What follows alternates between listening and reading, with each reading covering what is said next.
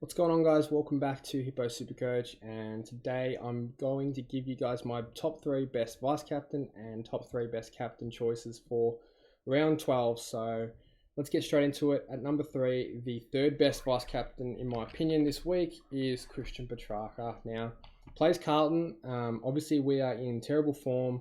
Our midfield's pretty beaten up. We're getting smashed every week. I think track goes large on a Friday night at the MCG. Big stage. We know he's a big game player. His record against Carlton isn't the greatest, 99, 101 to 126, but I really do feel like he's going to have a massive game. No Clayton Oliver, so should be plenty of CBAs, and just a gun player, really, like in great form right now, coming off a 167, 122, 148, 103, and then a 122. George Hewitt, our tagger, is injured, so I don't think any time will be put into Christian Petracca. He can run free.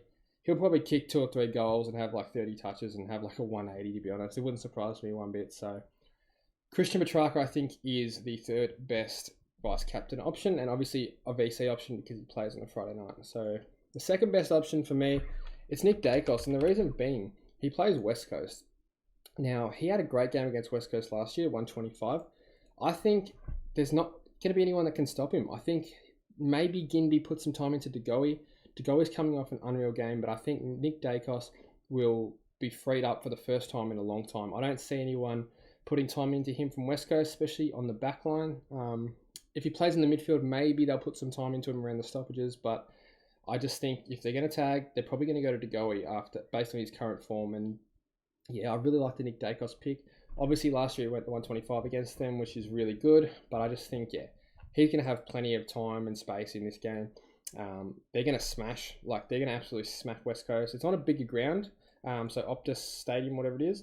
That's a very big ground, plenty of room for him to run and use his big tank, to be honest. So I think he is a great vice captain option, and he will be my vice captain this week. Now, number 1, this is a bit potty, and not many people will have this guy, but Matt Rowell against Adelaide is a huge, huge vice captain pick. Reason being is he plays very well in Darwin. The conditions really suit his game style. Plenty of tackles, plenty of contested ball. He's in really good form, obviously, as well. Plenty of clearances. I think he had his clearance record last week. And the guy's just playing like an animal. So, literally, he's eating grass. So, I think Matt Rowell is the best vice captain pick this week. I know he plays Adelaide, who aren't the easiest midfield to beat. But I just think there's going to be so much contested ball there for him. Jared Witts is playing and tapping it down his throat every single time, and I just think, coming off a 160, Matt Rowell could go back to back 160s quite comfortably, I reckon. He went 123 and 141 against Adelaide the last 2 times he's played them, so he does love playing against them, and for whatever reason, I'm not sure why, but he won't get a tag, he won't get any attention at all.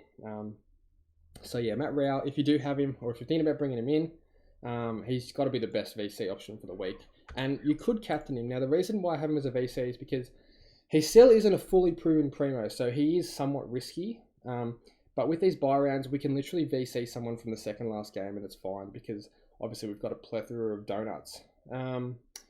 Anyway, let's get into the captain options. So at number 3, the third best captain in my opinion this week, and the guy who I'm going to be bringing in is Jordan Dawson. Now, reason being is Dawson's just, I think he's due for a big game. 140 and 158 last 2 times he's played Gold Coast. I don't know if the conditions really suit him, but I don't think it really matters. I don't know if he's played a game in this sort of weather. Obviously, round 1 he would have, and he scored 97, so that's not great. But this was before he moved into that very cheesy midfield halfback kind of role. He was just playing full defender at that point. So I think Dawson's a great captain option, very reliable.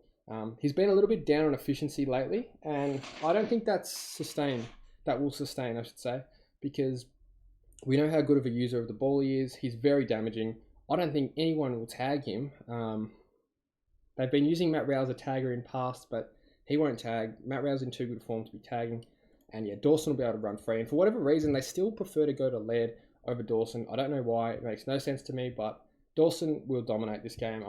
I've got no doubt about it, and he's one that I want to bring in this week. So we'll talk about my trades at the end. I think it's important to talk about trades at the end of every video because it seems like every day my trades change a little bit, but this is what I'm sitting with at the moment. And obviously, depending on team selection tonight, I will do another video after the teams are announced just to confirm trades and confirm my vice captain. because you never know, there could be some curveballs thrown in, as there is just about every week. So, yeah. So, Dawson at number 3. Now, number 2, we have Zach Merritt. Now, I think he's going to go big against North. I know the thing with North is they have Curtis Taylor as a tagger who, 1, wasn't even playing last week, and 2, if he tags, he tends to go to half-backers or wingers. So, he's gone to Goulden and Jack Sinclair. So, I don't think North are willing to throw him in the midfield in the stoppages for a defensive job. Maybe Will Phillips or someone like that, or a Wardlaw might put some time into him. I don't think so though. So Merritt should go large, 140, 114, 117 of the last 3 against North.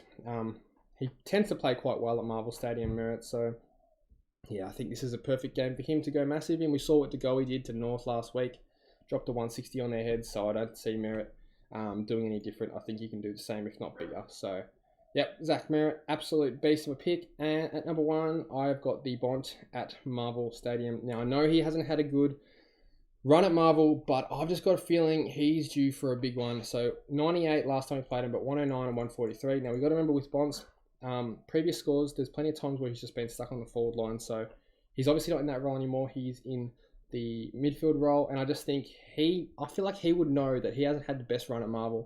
I reckon he's going big this week. Apologies for the dog barking. I don't know why he's barking. But yeah, I think Bont goes large this week against Geelong. I don't see anyone putting time into him. Maybe O'Connor. Like, that's a big maybe.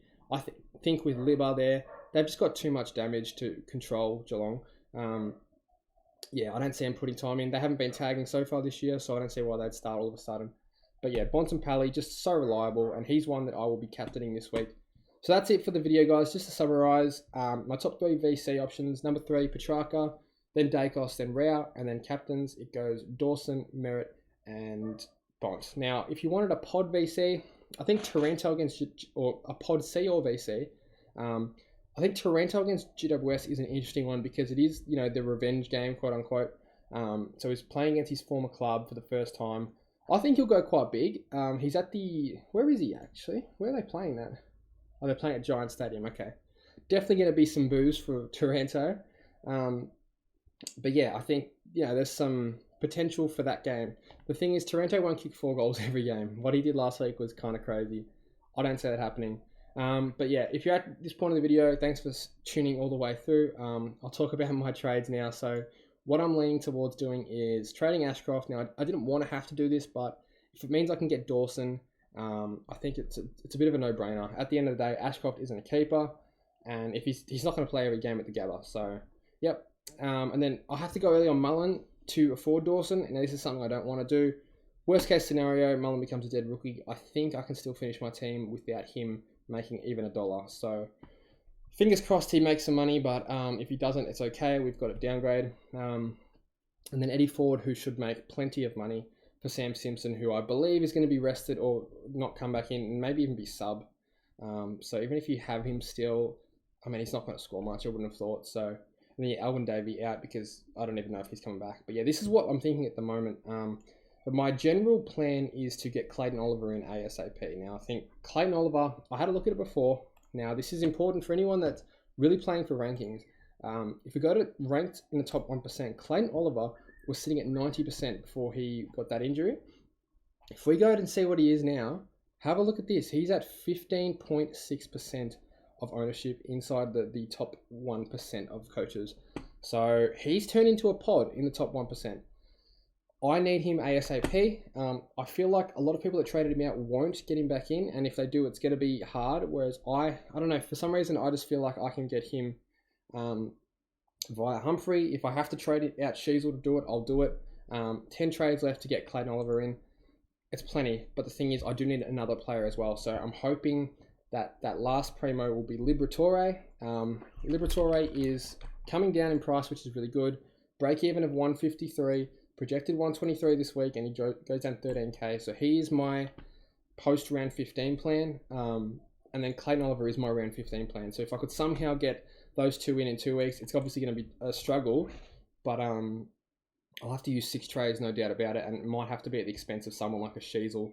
But we'll have to wait and see. I'm not sure if I'm willing to do that. Hopefully, Ford's made a bit of money by then. Humphrey could be like 400k. I'm obviously passing on Briggs, it seems, which I'm not super confident about. Hopefully Mullins made a bit of money. Seamus Mitchell still to cash in, so I think I could just scrape in Matthew Johnson as well. I think I could just scrape getting both of them. But yeah, fingers crossed. Still a lot to go right, but main priority, get Clayton Oliver. The reason I didn't bring him in all this time was because everyone above me had him.